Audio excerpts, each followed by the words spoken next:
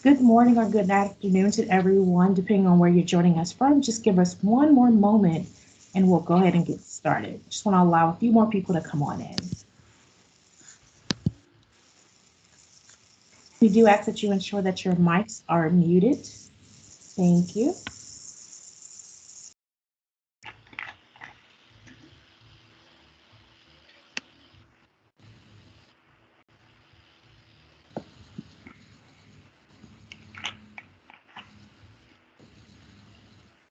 Again, good morning and good afternoon to everyone, depending on where you're joining us from today. My name is Larisha Warner, and I am the Affirmative Employment Program Manager within the Office for Equal Opportunity, also known as OEO. It is my pleasure to welcome you all today to our National Native American Heritage Month program observance. Now, before we proceed along, I would like to cover just a few housekeeping notes. This program is being recorded and it will be available for playback at the end of today's program. We welcome you to revisit this content for yourself at any time and also to share it with colleagues. We also invite you to place your comments or questions right in our chat. If you have a question for our speaker today at any point, please feel free to type it in the chat and members from our planning committee will be monitoring the chat and also will forward those questions over to our speaker during our Q&A segment. This year's National Native American Heritage Month program theme is Gifts of Our Ancestors, Celebrating Indigenous Knowledge and Cultures. This special observance, also commonly referred to as Native American Heritage Month, is an annual national recognition observed November 1 through the 30th since 1990. We celebrate the rich and diverse cultures, traditions, and histories and acknowledge the significant contributions of Native peoples. This year, the President of the United States selected Deb Haaland to lead and serve as the Secretary of the U.S. Department of the Interior.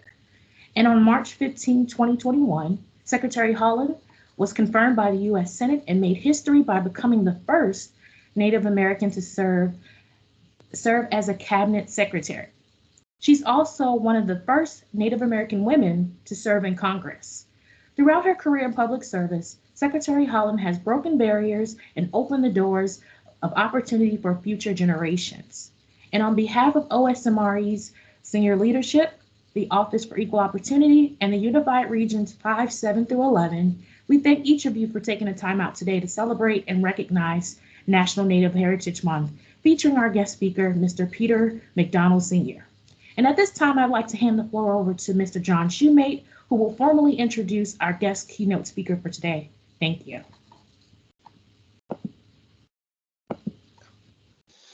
Hello, everyone. My name is Spencer Shoemate, or John. I'm known as John Spencer Shoemate, so no confusion there. I want to thank you all for taking the time to join us in celebrating Native American Heritage Month and honoring our veterans that bravely served this country. Just a quick bit about myself. Immediately after high school, I entered the Marine Corps in September of 1998 and was stationed at Camp Pendleton, California, assigned to the 1st Force Service Support Group. Since 2011, I have worked for the U.S. Department of the Interior, Office of Surface Mining, Reclamation, and Enforcement, Indian Programs Branch. Some of my duties include inspection and enforcement to ensure that coal mine lands are reclaimed and returned to the landowners upon completion of mining operations. During the summer of 2015, I traveled to Kayenta, Arizona to conduct a mine site inspection when I had the opportunity to meet Mr. Peter MacDonald. I was checking out of my hotel one morning when I noticed Mr. MacDonald giving a presentation in the lobby to a group of folks. To my surprise, my day started out shaking hands with the former chairman of the Navajo Nation, a World War II Navajo Code Talker and former Marine. A great honor, to say the least. Fast forwarding to June 2021, I traveled to the Pacific Northwest conducting another mine site inspection. And once again, I had the great honor of meeting another USMC Code Talker in the hotel lobby. His name is Thomas H. Begay. To this end, I have now had the rare opportunity of meeting 2 of the 4 remaining USMC Navajo Code Talkers. Today, we have the privilege to have Mr. MacDonald join us and share some of his story. But before I turn it over to him, I would like to share a little bit about his background. At the age of 15, Mr. Peter MacDonald enlisted in the U.S. Marine Corps and began his training at Marine Corps Recruiting Depot, MCRD, San Diego. Following regular combat and communication training at Camp Pendleton, California, Mr. MacDonald began the top secret Navajo trade school. Upon completion of his military duties, Mr. MacDonald graduated from the University of Oklahoma with an engineering degree. Subsequently, he chose to further his education at UCLA while concurrently working as a project engineer on the Polaris missile project for Howard Hughes Aircraft Company. Prominent among his work experience is his service as chairman of the Navajo Nation from 1971 to 1983. Mr. MacDonald is currently president of the Navajo Code Talkers Association, raising funds to build National Navajo Code Talkers Museum and Veterans Center to honor heroes of World War II, whose unique legacy from 1942 to 1945 helped win the war, transmitting top secret messages in every major battle in the Pacific Theater. Mr. MacDonald is also co-founder of the Council of Energy Resource Tribes, the National Tribal Chairman Association, the American Indian National Bank, and the Native American Prep School. Among some of his many honors are recipient of Congressional Silver Medal for heroic service to the nation as a USMC Navajo Code Talker, commendation by U.S. President Richard M. Nixon for exceptional services to others, and in 1974 was featured in Time magazine as one of 200 rising leaders of America. Lastly, Mr. MacDonald has 5 children, 9 grandchildren, and currently lives with his wife, Wanda, on the Navajo Reservation at Tuba City, Arizona. So, without further ado, it is my pleasure to introduce Mr. Peter MacDonald. Hurrah! Thank you, Spencer, for those kind words regarding my background. As you know, I mean, there's quite a few of you listening, I'm sure. You know, November is a special month. It contains so many things that we all appreciate. For instance, November, we have Veterans Day, which we celebrated just the other day. We also have Marine Corps birthday, 246 years old now, United States Marine Corps. We also celebrate the Thanksgiving, which is coming up next week. And I wish all of you a good Thanksgiving with your family. Of course, November also is Native American Heritage Month, where we all throughout America and outside America, we learn more about Native Americans. Who are we? What are we doing? Where are we going? Those are some of the things I'm sure a lot of people are asking. Today, this morning, by the way, good morning to all of you for taking time to listen to what I have to say here this morning. You know, we have in America a very diverse community. We have Native Americans, of course, we were here thousands of years. And shortly after Columbus, the year 1400, we had newcomers to come on our land. And of course, we all know the history. But many other people have come to America for reasons of freedom, liberty, and peace that we all share and enjoy here in America. So we attract a lot of people, almost probably every day, who want to come to America. So it's a very diverse community, and it's one of the big subjects of today.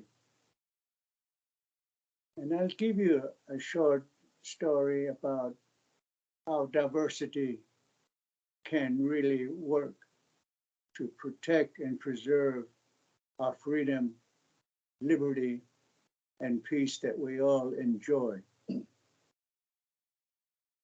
And shortly after the bombing of Pearl Harbor, the United States was getting ready to fight back in the Pacific. U.S. Allied forces.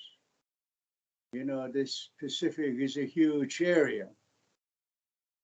It takes days to go from point A to point B, sometimes even weeks to travel from one island to the next island.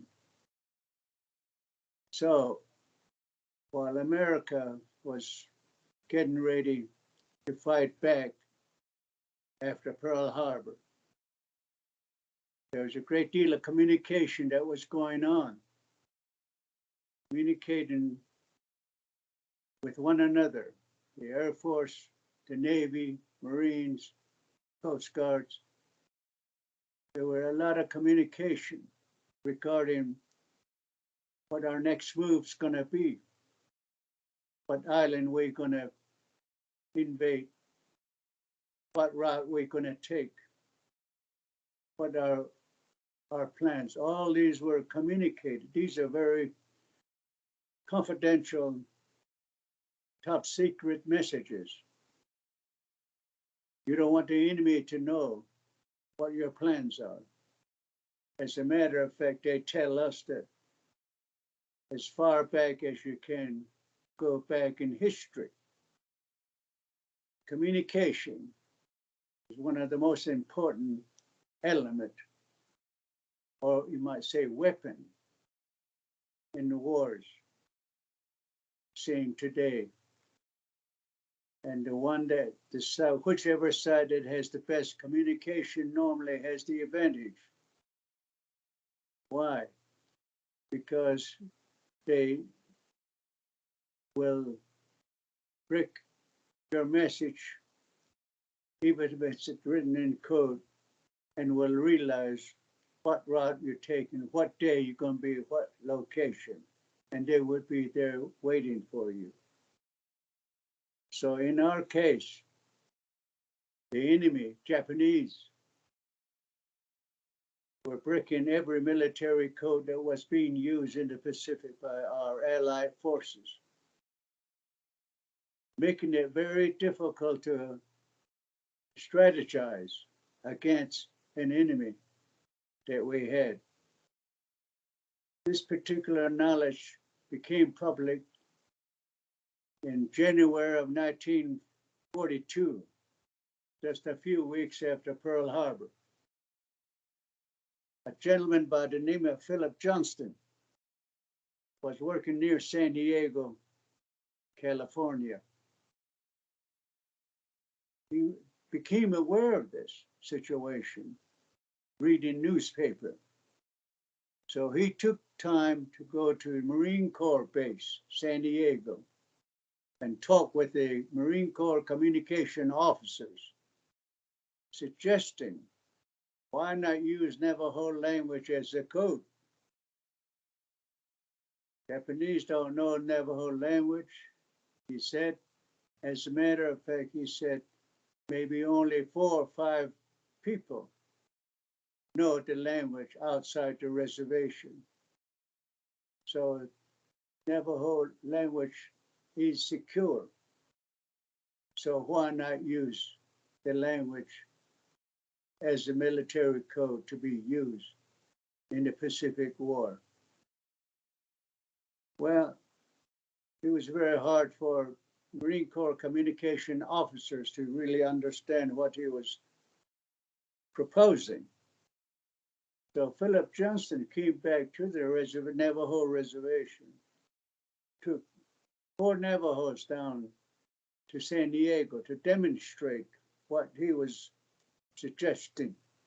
They put 2 Navajos on one end of the building with radio and headset, the other 2 on the other end. Before that, they developed a couple of code words that relates to military.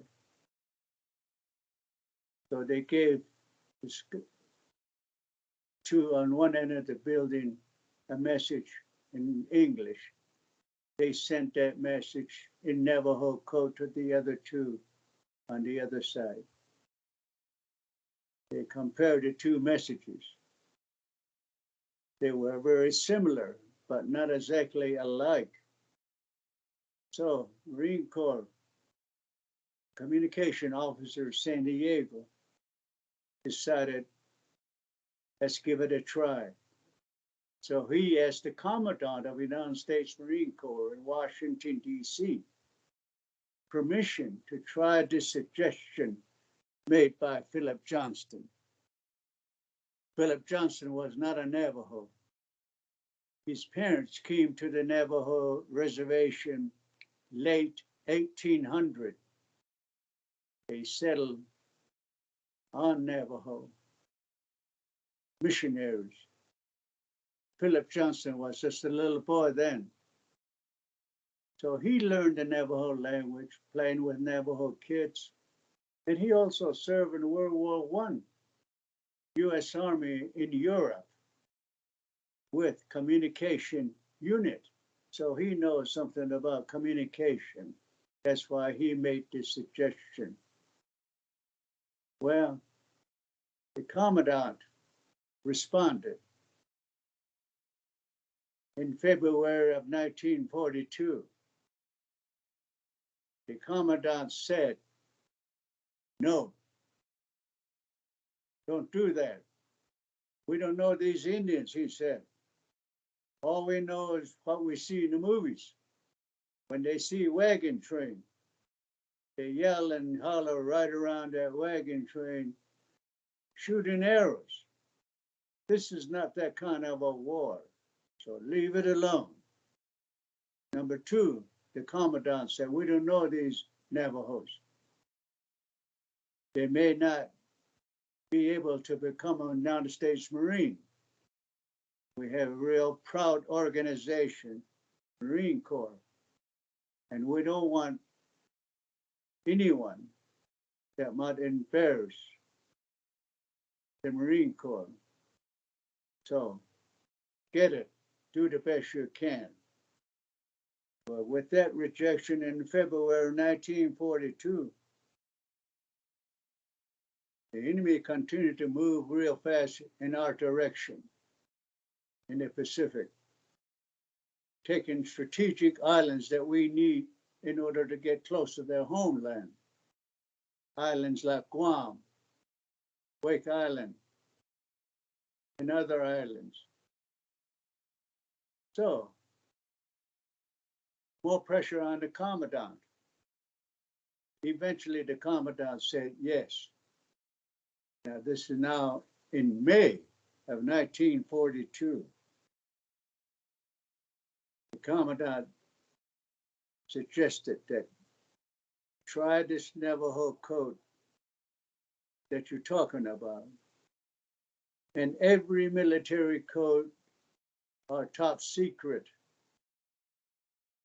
So the project you're going to be undertaking, developing Navajo code, must be a top secret project. Only you would know what's going on. No one else. All the way through. You don't even want to tell Navajos you are recruiting, what you are recruiting them for. just go to the Navajo Nation, ask permission to use the language. That's all. Then recruit only 30 young Navajos. Don't tell them what you're going to do with them. Just ask them if they want to fight the war in the Pacific like all other Marines. And if they say yes, recruit them like you do all other Marines, process them through boot camp. If they pass boot camp, then process them through combat training. And if they pass that, process them through a communication school that we give to all Marines who want to be in communication. If they pass all of that, then go ahead and use them to develop a military code using the Navajo language. But all of this must be top secret. No one must know. So with that instruction, Marine recruiters came out here to the Navajo Nation to recruit 30 young Navajos using the tactics that was suggested, going to Navajo boarding schools on reservation, asking them, do they want to join the United States Marine Corps and fight the war in the Pacific? Well, obviously, every one of them said, yes, I want to fight the war in the Pacific. So they were sworn in. One of them dropped out, so there's only 29 now. They were bused down to San Diego boot camp. They went through boot camp just like everyone else. They great all platoons going through boot camp. Marine platoon, Navajo was made into one platoon. There were several platoons going through boot camp all together. At the end of graduation, they grade them. Best one, number 1, number 2, number 3, number 4, number 5. Navajo platoon, 29 young Navajos came in number 1 of all other platoons going through boot camp. This went back to the Commandant of the United States Marine Corps. He was happy. He said, terrific. Now process them through combat training and see what they do. Well, they did very well. Then they were processed through Marine Corps Communication School. This communication school is there for all Marines who want to be in communication. You want to be in machine gun unit, you go to machine gun school.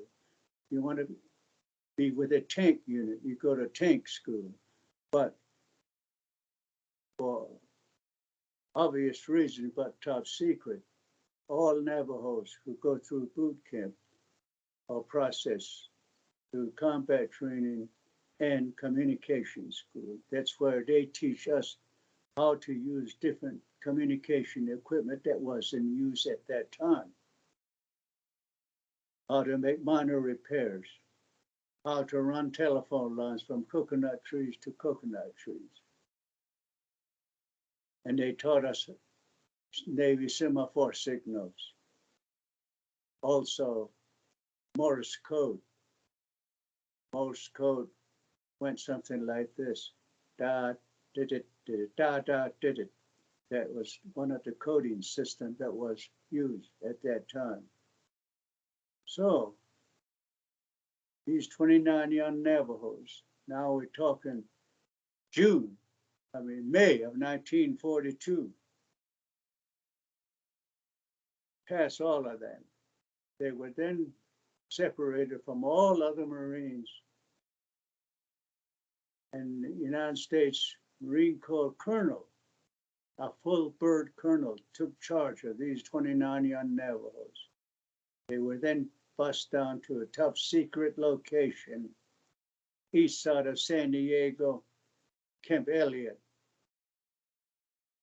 to a building that had a high fence around it, 2 guards, a big sign that says, "Keep out, top secret operation."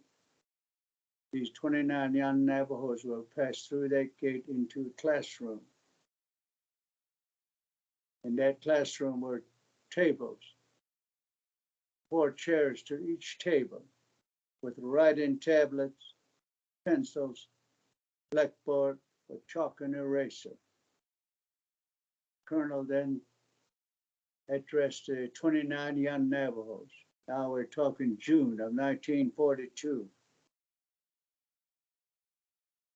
He told them, "Gentlemen, you are Marines now. You're ready to go fight the war in the Pacific. But before you do that, we want you to do something else first. We'd like for you to develop a military code using your language." Wow. This is the first time these 29 young Navajos learned that they were recruited to develop a military code using the Navajo language. What a surprise. So, Colonel then immediately said, "This is a top secret project. No one knows you're here. Whatever you do in this top secret classroom must stay in that classroom. We have lockers. At the end of the day, you put whatever you're doing under lock." So, with that, these young men, 29 young Navajos, were put to work, and they were told that since this is a top secret project, before you go back out the gate, at the end of the day, you're going to be searched from your toes to the top of your head. Make sure you don't take anything out of this top secret classroom back out to your barracks. And don't tell anyone in their barracks what you are doing here. Also, you are not to tell anyone, another Navajo, your parents, relatives, what you are doing here. This is a top secret project. Also, the code you're going to be developing must be such that when you start using those code words, not a single Navajo who's not in this top secret classroom will understand what in the world you're talking about. That's the kind of code we want. A lot of instruction about the top secret project. Then the colonel said, "Here's a box full of typical messages sent in battle. Look at it, read it, and see how you can send messages like this using the code that you're going to be developing." Colonel sat down. 29 young Navajos, I'm sure, were baffled because this is a surprise, a big surprise, because they actually joined the United States Marine Corps to fight the war in the Pacific. Here they are doing some top secret project that they had no understanding. They never done anything like that. So they searched through the messages, and they were all written in English language. And this presented the first big problem. Why? Because Navajo is not a written language. Therefore, we don't have words for letters like alphabet, A, B, C, D, E, F. There's no Navajo words for those. This presented a big problem. Eventually, one of the code talkers went to the blackboard and wrote down the big letter A and said, "Why don't we call letter A Belasana?" So they all agreed to call letter A Belasana, apple. How about letter B, Shush? Shush in Navajo means bear. How about C, Masa? Masa in Navajo means cat. So if you want to say A, B, C, you say Belasana Shush. Masa. Navajo listener who is not in this top secret classroom, when he hears you say that, he doesn't know you're saying A, B, C. All he knows or she knows is that you're talking about a bear or apple or cat. All the way down the line, the first effort was to develop Navajo words for each letters of the English alphabet. Some letters they had difficulty agreeing what to call because they were told also that they cannot take copies of the message they developed with them into battle, like in your pocket, because if the enemy shoots you, they'll search you and take that copy of the code, and they'll start breaking your code. So everything you develop, code words, must be subject to memory only. You cannot take any code words written down with you into battle. Zero. So that's why they were choosing Navajo words that they're very familiar with, easy to remember. Like the letter J. As I said, they had difficulty agreeing what to call letter J. Eventually they said, Telechucky. Why don't we call it Telechucky? Telechucky in Navajo means jackass. Easy to remember. We had a lot of jackasses on reservation back in those days. We used them to haul wood and water and even ride them to manage all the animals that were on Navajo at that time. All the way down to Z, letter Z, fish don't fish. Well, now they have code words for each letters of the English alphabet. And every Friday there will be tests. They separated us. Group A, Group B. Group A is given a message in English. Message containing code words that are created and memorized. That message sent in Navajo code to Group B. They write it down in English. The two messages are compared. The one that was sent, the one that was received, to see how much alike these two messages are becoming. Well, every day, every week, messages, code words were created for so many things. A lot of things that are used in war, equipment, weapons, we've never seen before on Navajo. So we don't have Navajo words for those. Like battleship. We'd never seen battleship until we got to San Diego. So Navajo code word was developed for battleship. So big fish was the code word. Then there's another ship, cruiser. It kind of looks like a battleship, but it's just smaller. We've never seen it. There's no Navajo words for those. So we created a code word for that one. So yaja, little big fish. Submarine. We didn't know there was such a thing as submarine. So the code word for submarine, claw, fish, claw, iron fish. There's an aircraft carrier. We didn't know that until we got to San Diego. Code word developed for that was City Neg Yehe.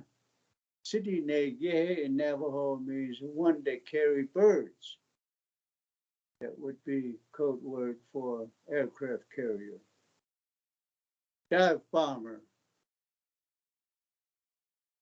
Code word for that, Guinea. Guinea in Navajo means chicken hawk. They fly high. You're herding sheep out there back in those days. The animal settles down, grazing real nicely. You sit down and watch all those birds fly everywhere. Eagles, crows, what have you. But chicken hawks are the most interesting one to watch. Why? Because they fly high and they look down. They must have real sharp eyes because they see rabbit or prairie dog. They dive real fast, have a nice lunch. So we were told that dive bomber behaves the same way. So the name Chicken Hawk was given to dive bomber. Tanks, amphibious tanks. Chut. Chut in Navajo means frog. So many military weapons that we never seen, no Navajo words for it. We had to create code words for them. So every day, these 29 young Navajos in 1942, June and July of 1942, creating code words, tests every Friday, search every day before going out the gate. Final test, they created 260 code words. So in July of 1942, the final test, they had 260 code words now that they're memorized. Group A, Group B. Group A is given us long message containing most of the code words that they developed and memorized, sent to Group B in Navajo Code. Group B wrote it down in English. They compared the two messages, the one that was sent, the one that was received. They were very, very much alike with one exception, punctuation marks. Back to the classroom to create code words for punctuation marks. A period, no problem. Datlejin. Datlejin in Navajo means a black dot. Semicolon took a little time to agree to what to call. Eventually, it was decided to be called Datlejin, but say not dead. Semicolon. A black dot that lost its tail. That would be the code word for semicolon. Question mark. Aja. Aja in Navajo means ears because question mark looks like an ear. All the punctuations you could think of. Code words were developed, memorized back to Group A and Group B. Long message given to Group A, written in English. They sent it in Navajo Code to Group B. They wrote it down in English, two messages compared. By golly, it's exactly alike. Punctuations and all. As a matter of fact, it looks like a Xerox copy of the original message. At this point, the colonel says, gentlemen, we are finished now. We're going to test this code you just developed and memorized in actual battle to see how your memory works under enemy fire in actual battle. So 13 of the code talkers just developed this new code were sent overseas to join the 1st Marine Division. 1st Marine Division was in Australia getting ready to go on the first offensive movement in the Pacific. August 7, 1942. 1st Marine Division landed on the beaches of Guadalcanal. First landing in the Pacific, August 1942. 1st Marine Division and 13 Navajo Code Talkers to test the code.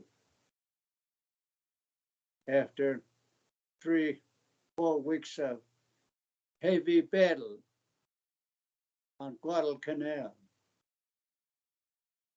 General Vandergrift, commander of the 1st Marine Division, sent word back to the United States saying, "This Navajo code is terrific. We didn't understand, the enemy does not understand it. We don't understand it, but it works. Send us some more Navajos." So 260 Navajo code words passed tests in actual battle that it could be used. So after that, Navajo code became official United States military code to be treated just as all other top secret military codes that were in use at that time. Marines and Navy also developed a system of communication. They established 2 communication networks to be used in every landing. The first one would be Navajo Code. Navajo Code would be for all top secret and confidential messages. Navajo Code would be used. All other messages that are not top secret or confidential, messages you don't care if the enemy understands what you're saying, goes through English network. These 2 communication networks, Navajo network, English network, work side by side. From that point on, 1942, every landing in the Pacific, Bougainville, Cape Closter, New Britain, Tarawa, Macon, Kwajalein, Inuitok, Saipan, Tinian, Guam, Peleliu, Iwo Jima, Okinawa. Some of us even ended up in North China. All through these battles, Navajo Code was used for all top secret confidential messages. The enemy tried to break it. They even captured a Navajo soldier that was on Philippines. He's in the army. He's a Navajo. They captured him, took him to Tokyo, communication unit, Japanese. They have him listen to the messages we were sending, and he tells them what we were saying. Doesn't make sense to the Japanese. So they torture him, tell him, tell the truth, tell us what they're saying. Why? Because the Navajo didn't go through Navajo Code School, so he doesn't know the code. Give you one example on the code. On Iwo Jima, 3 Marine divisions landed, 3rd, 4th, and 5th. Each division had at least 80 Navajo Code Talkers. So multiply 3 times 80, that's over 200 Navajo Code Talkers on the landing of Iwo Jima. On the north side, the company Marine was in trouble. They were being fired upon from all three directions. Mortar shells were being dropped on them. They were hunkering desperately for their life in their foxhole. The company commander scribbled a message on the message pad, handed to a code talker assigned to cover messages for that company, asking for help, to send that message to Beach Command Post, asking for help. This Navajo got that message written in English. He then sends it to Beach Command Post. There'd be at least 5 or 6 Navajo code talkers at Beach Command Post receiving and sending messages that are sent in Navajo code. He contacted one of them and sent a message in Navajo. This is what he said. De pe na achimpi that is tahi de na sonse taji tlochin klita sa ta astan na ki shash. Well, Navajo, what did the code talker say asking for help? This is exactly what he said in Navajo. Sheep, eyes, nose, deer, destroyer, tea, mouse, turkey, onion, sick horse, 3, 6, 4, 2, bear. Does it sound like asking for help? Sheep, eyes, nose, deer, sick horse, tea, mouse. The code talker receiving this message at Beach Command Post, what did he write down? Sheep, eyes, nose, deer? No. As each two Navajo words come through the air, he writes it down in English. Send demolition team to Hill 362B. 3 hills on the north side on Ewa, 362A, 362B, 362C. Beneath 362B was the problem. This Navajo message took 20 seconds. After 20 seconds, Beach Command Post commander sent a rescue squad to save that company of Marines. After 20 seconds. If that message was sent in English code, 30 minutes, 20 seconds in Navajo, the same message sent in English code would be 30 minutes. Those guys didn't have 30 minutes.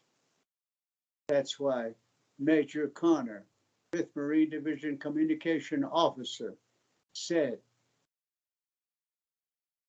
Marine Navajo code talkers saved thousands of lives. And also, he said, without Navajo, Marines would never have taken the island of Iwo Jima. That message that he made in his report, plus a copy of that message I just read, are all in Washington, D.C. Marine Corps Archives. So if you're in Washington, go to Marine Corps Archives and actually see that message that was sent and the report that was made by Major Connor. Every landing, these 2 communication networks work side by side. Help. When the war in Pacific saved hundreds of thousands of lives. That's why what we are doing today, Navajo Code, there's over 400 of us serve as Navajo Code Talkers. And today, there's only 4 of us still alive. What we're doing today, we're working to build National Navajo Code Talker Museum. Why? Why do we want to preserve this unique legacy of World War II? Because it truly represents not only who we are as Navajo, but who we are as Americans. America is a diverse community, different skills, different language, different nationality, all different. That's America.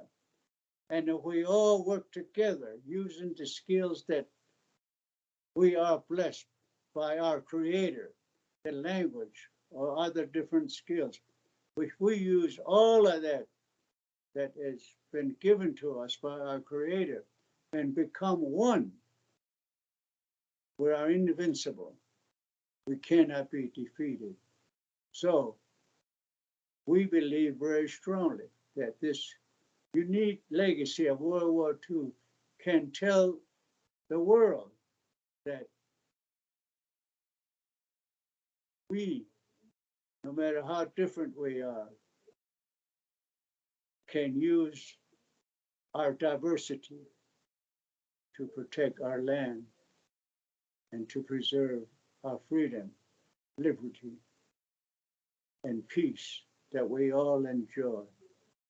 Thank you very much. If you have some questions, I'll be happy to answer.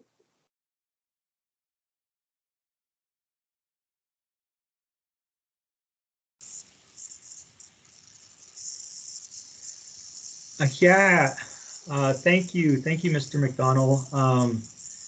Thank you for your presentation, and it's an honor to have you here, especially as we celebrate Native American Heritage Month.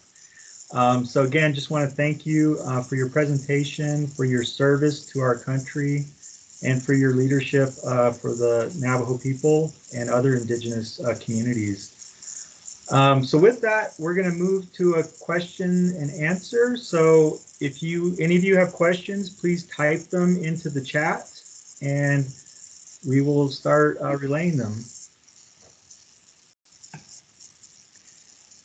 So Mr. MacDonald, the first question we have is, did your military experience help prepare you for becoming president of the Navajo Nation? If so, please explain.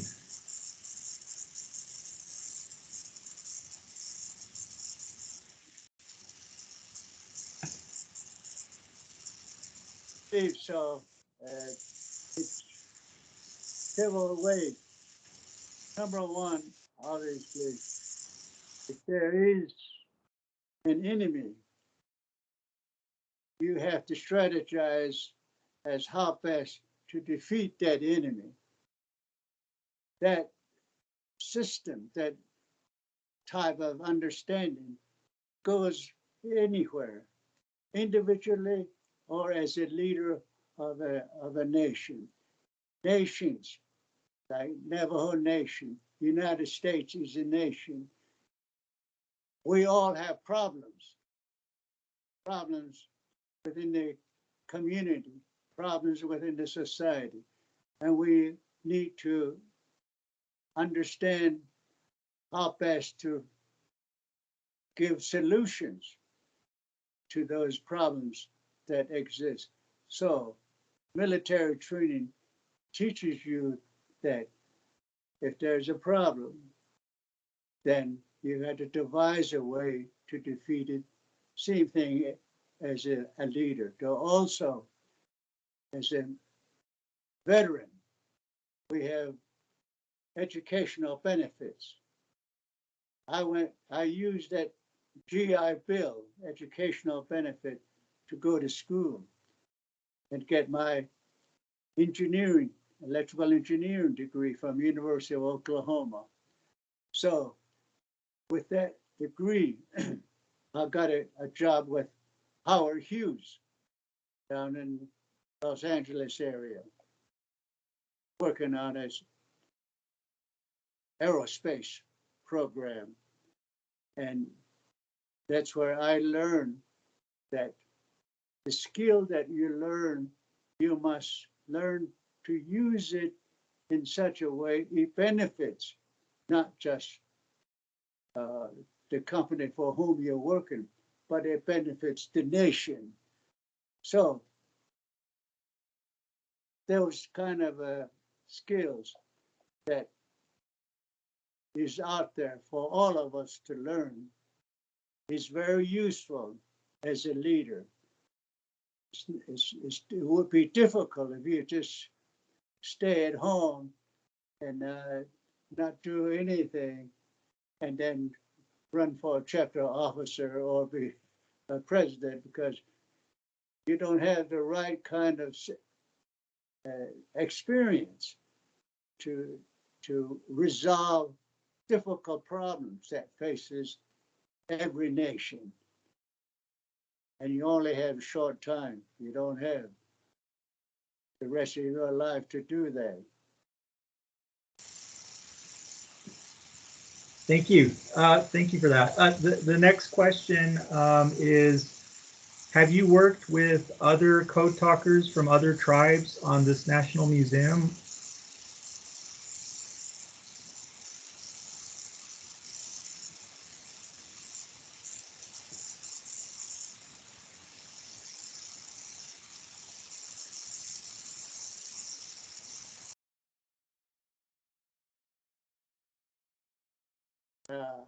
We, meaning Navajo Code Talkers, we did not know that other tribes use their language in World War I or World War II. We didn't know that until 1968 and after. Navajo Code was so good that it remained top secret for 23 years. It was not until 1968 the United States declassified Navajo Code, and it was only after that we can talk about it.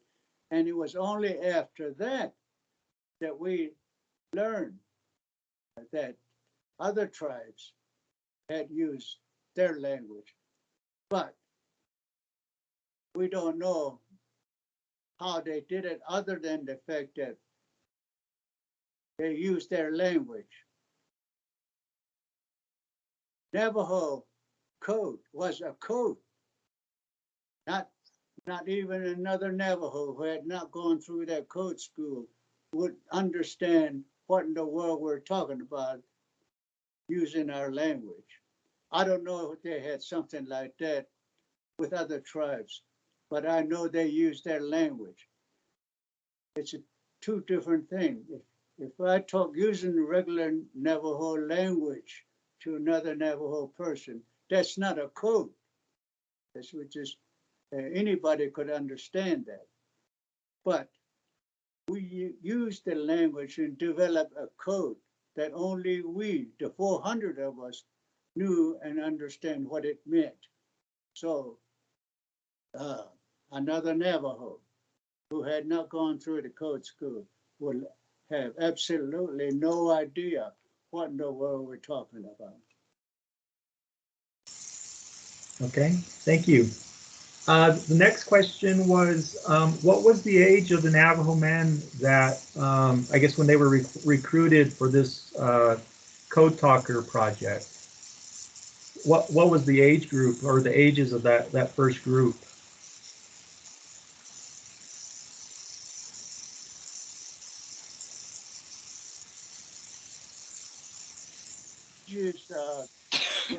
They had to be at least 17 years old.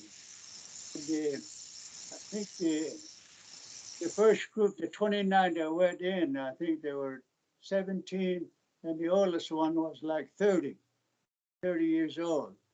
But he lowered his age so he could get in. So I think they were between 17 years of age and 30. That was the age of the first group. I went in when I was 15 years old. I lied about my age. People ask me, why did I do that? I don't know. I guess I just liked the beautiful Marine Corps blues. My cousin was a Marine. He came home on furlough, and he had this beautiful Marine Corps blue uniform. I said, "Hey, Tom, how do I get one of those?" He said, "Join the Marines." So that's what I did. 15 years old. I lied, told them I was 17, and they accepted me and served. Got out when I was 18 years old. Thank you. Thank you. The next question is, was there any concern for these Navajo Code Talkers being mistaken as Japanese when they were in combat?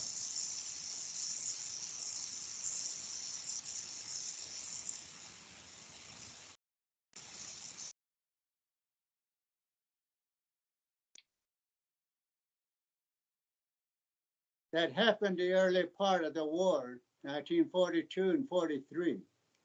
Of course, our skin color looked like Japanese. We actually could be easily mistaken for Japanese. And of course, we're out there carrying our radio and sending and receiving messages. Some are assigned to the front line. Some are behind the front line. And so in the early stages, Marines, everybody's jumpy out there in the front line especially.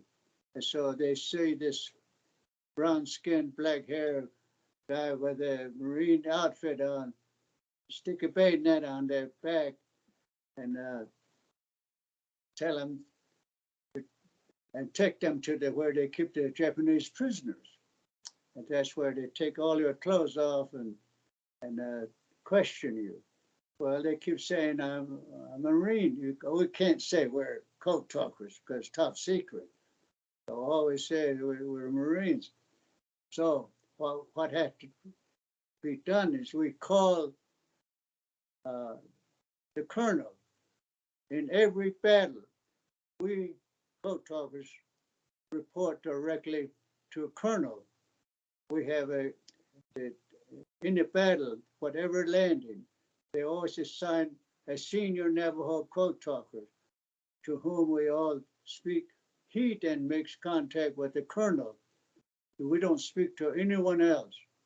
So after a few times that Navajo Code Talkers were mistaken for Japanese, they assign an Anglo person, blonde hair, blue eyes, to be with us all the time. We thought they were just there to make sure that no one make the same mistake again by arresting Navajos as Japanese. Okay, and the next question kind of leads on to that. Did you or do you know of any of the Navajo Code Talkers experiencing discrimination from fellow Marines when they were there?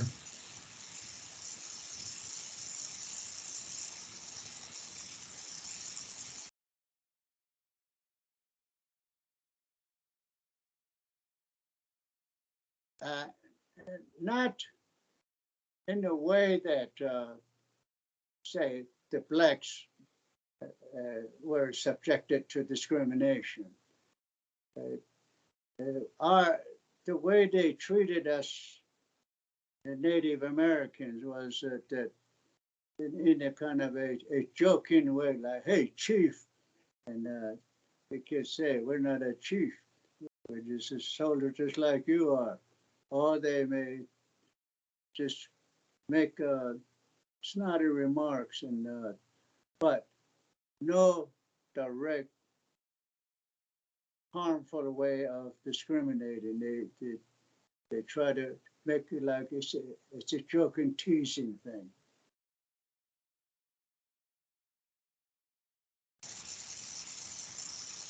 Okay, the next question is, I think you've answered this earlier, but they want to know, how could the Marines have been certain that no speakers of the Navajo language had immigrated to Japan and were able to help the Japanese break the code.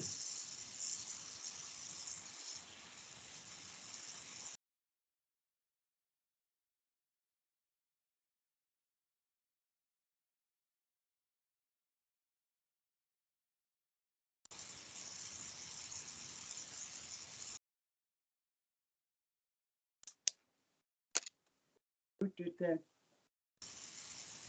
I think probably the answer is, like you said, even a Navajo person wouldn't be able to understand this code. It wouldn't make sense. The words wouldn't make sense. So the question was there concern that a Navajo speaker would go to Japan and I guess help break the code from the Japanese side?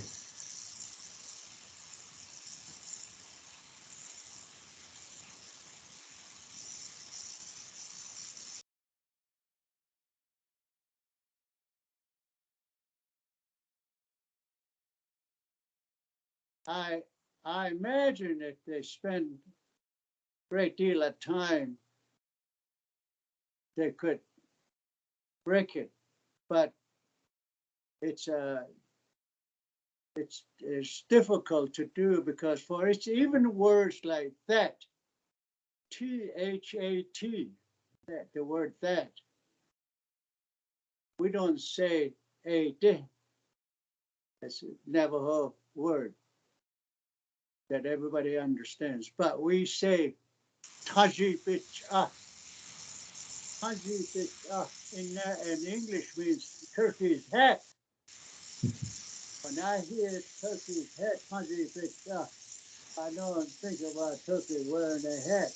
I write down T-H-A-T, that. Or message coming through, somebody say, T-da-ta, sick horse in Navajo. Well, I don't write down sick horse. When I hear T-da-ta, I write down H-I-L-L, hill. So you have to spend a great deal of time getting all those messages and figure out how best to break it. Even the alphabet, those letters of English alphabet that's used more often, like A or B or C. Some of them words have 2 letters on them, like Guadalcanal had 4 A's. You don't want to say Belasana, Belasana, Belasana, Belasana 4 times, spelling Guadalcanal. So we created 3 code words for each letters of the English alphabet. The first A on Guadalcanal was Belasana. The second word for the letter A in Guadalcanal was Tsenil, X. The third word for the third letter A would be Wulachi Ent. The last A for the fourth A would be back to Belasana apple. So you say 3 different Navajo words, but they are all A's. So it's very complicated. So the poor Navajo that they captured, who didn't go through Navajo Code School, tells them exactly what we're saying. They say, sick horse. Well, they punish him, make him tell the truth. But he's telling the truth. That's all we're saying. He doesn't know what that it means a hill. Thank you for that. The next question we have is, were there any women code talkers?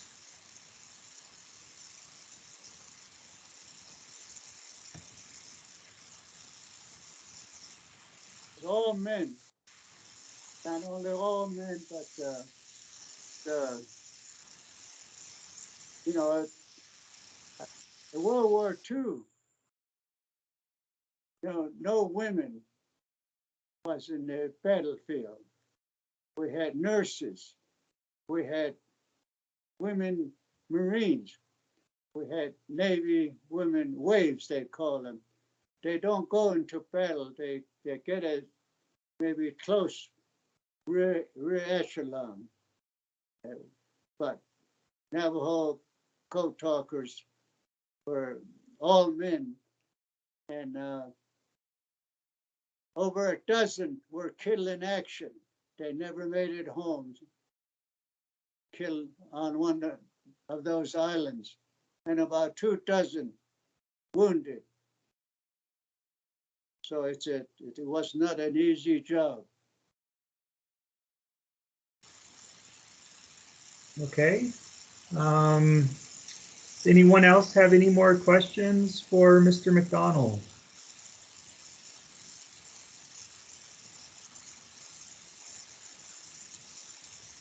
Oh, it looks like I missed one question. I guess during the course of World War II, how many total Navajo Code Talkers were there?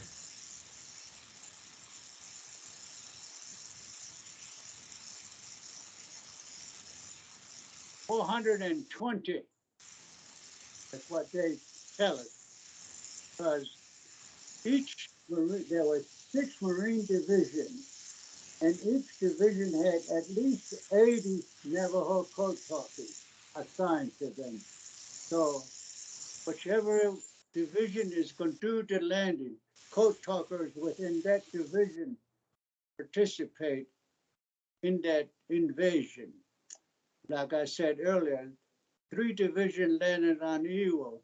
So Code Talkers within those 3 divisions, over 200 of them participated on that invasion. On Petaloo, only 1 division landed there, 1st Marine Division. So there's only about 80 Navajo Code Talkers who were in the 1st Marine Division participated in that landing. Okay, thank you. We've got another question for you.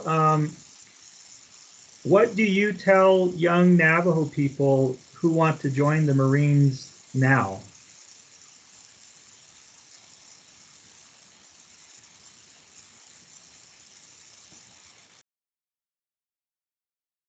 Well, I tell them it's a very disciplined unit, and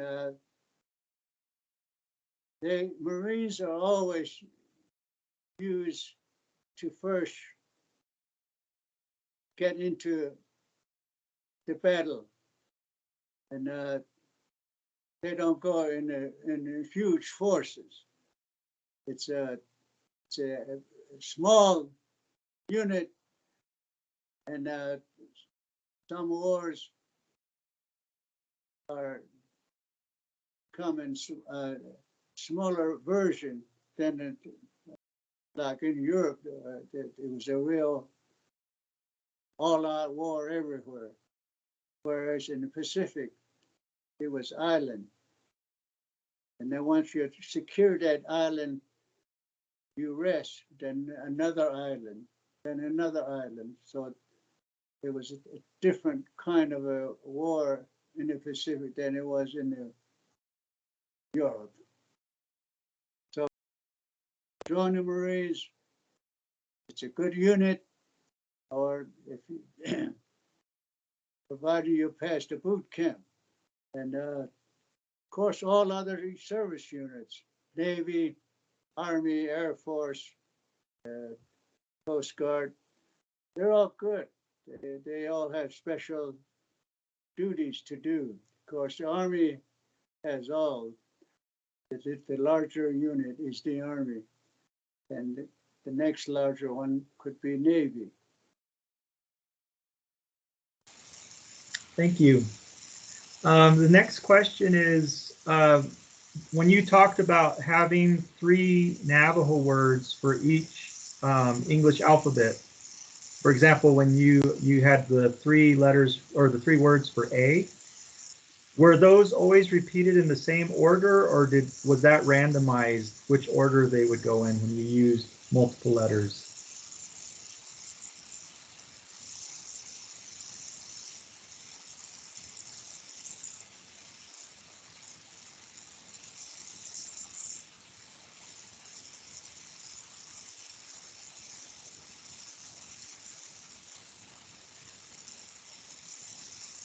But most all vowels, letters that are used most often, all had 3 Navajo code words. And the word letters that are not used too often just have 1 or 2 code words.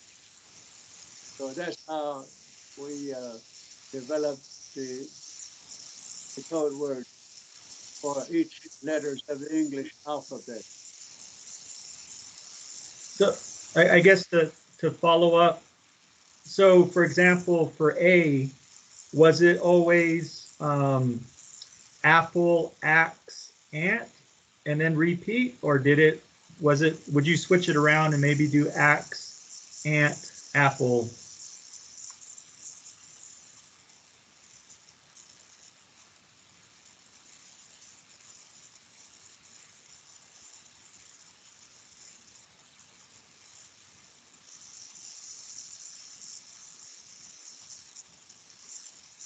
Yes, I imagine if you really get down to studying it, I'm sure you could break it, but you have to know Navajo words, and you got to know how to spell it. So that, for instance, if I say Tajibe Nahaltin, that Turkey's having a rainstorm. Well, code word is train. The code word for train, Train, is Tajibe Nahaltin. Turkey's having a rainstorm. So if you didn't know that, if I just said Turkey has a rainstorm, would you be able to decipher it and come up with a train? It's going to take a little time to got to have many more other messages and try to compare, see how all of these fit together. And you got to know Navajo pretty well. Okay, I'm going to do one more question. And I think maybe you can talk about the Navajo Code Talkers Association to answer this question. But one of the questions was, do you still keep in touch with the remaining Navajo Code Talkers?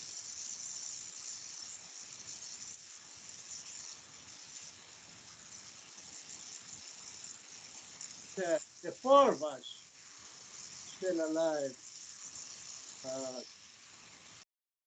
One lives in Shiprock, New Mexico, Samuel Sandoval. He's about 97 years old. He's on the board of a Code Talker Association. The other Code Talker, still alive, 96 years old, is Thomas Piquet from Chichelta, south of Gallup, New Mexico. He's there. Then the third one is John Kinsel from Lukachikai. He's 98 years old. He doesn't get out anymore. He just stays at home. Of course, the fourth one is myself. So there's just 4 of us still alive, and we get to communicate with each other. Of course, with this virus going on, difficult to visit one another. But we do have board meetings of association. I usually have Sam Sandoval there because he's quite close and not as busy.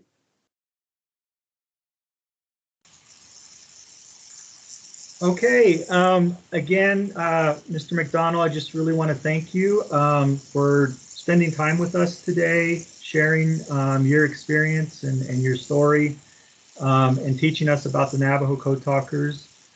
And on behalf of the Department of Interior's Office of Surface Mining, Reclamation, and Enforcement, again, I'm thanking you.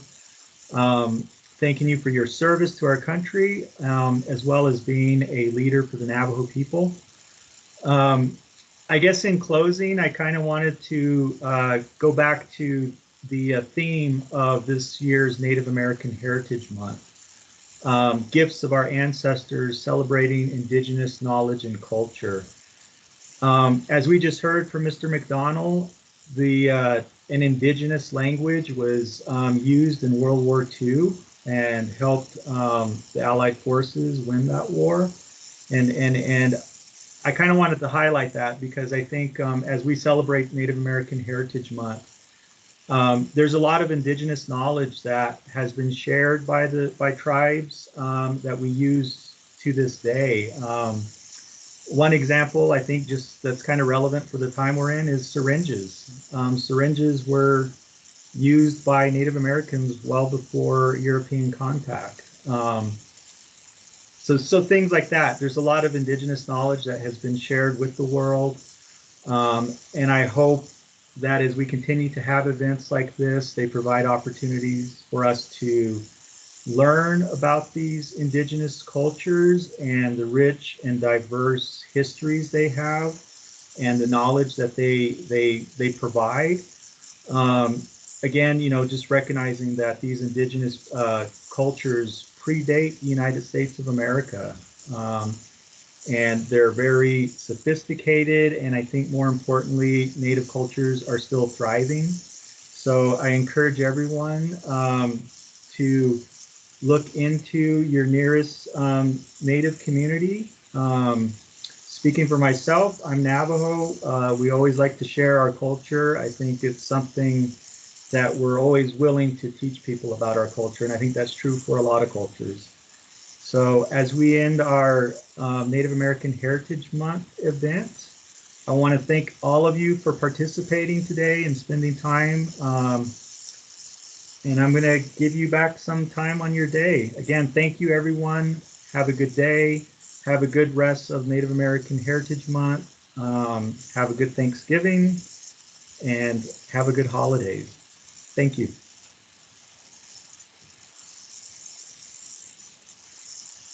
All have a beautiful Thanksgiving with your family.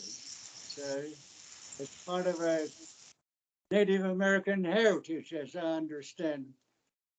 We started the Thanksgiving by sharing what we have with those who are less fortunate. Thank you. Thank you, Mr. MacDonald. Again, thank you, everyone. Goodbye. Have a good rest of the day. And we'll see you later.